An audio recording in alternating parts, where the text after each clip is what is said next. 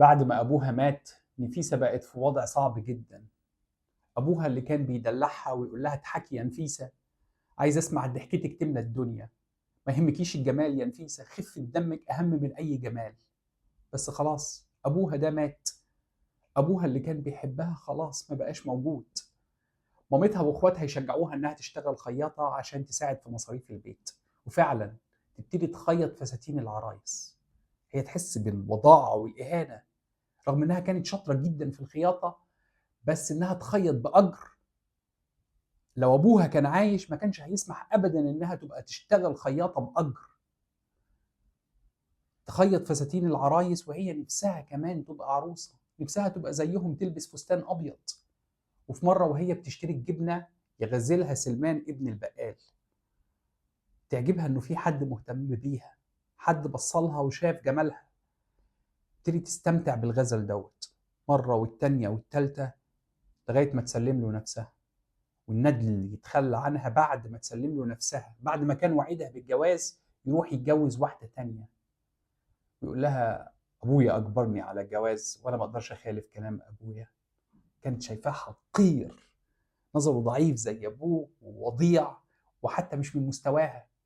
بس دلوقتي تخلى عنها وهي ما بقاش عندها حاجة خالص، ولا مال ولا علم ولا جمال ولا شرف. مرة وهي واقفة قدام محطة الأتوبيس يعدي واحد بعربية ويغازلها، بس هي عشان نفسها تسمع كلمة حلوة تركب معاه.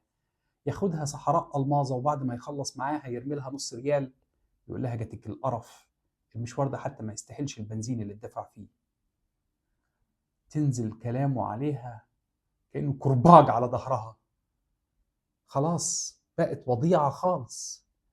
مرة تاني تشوف واحد عجوز مخمور تركب معاه العربية، بس المرة دي مش عشان الغزل، عشان الفلوس. وبعد ما يخلص معاها يرمي لها ريال، ولما تطلب أكتر يقول لها أنت طماعة، واحدة بمناخيرك الكبيرة ديت ما تستاهلش نص ريال مش ريال. خلاص بقت فتاة ليل، الدنيا معاها اسودت على الآخر. ومرة يتقبض عليها وهي في بيت مشبوه، البوليس يكلم حسنين أخوها يجي ياخدها من القسم، تمشي وراه زي النعجة اللي رايحة تذبح، يلطشها بالقلم ويقول لها إيه اللي خلاكي تعملي كده يا نفيسة؟ تقول له أمر الله، يقول لها أمر الشيطان.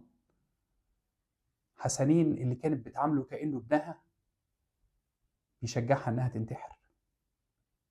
كانت بتحبه جدا وتديله فلوسها، بس هو بياخدها لغاية كوبري قصر النيل ويقول لها نطي يا نفيسة.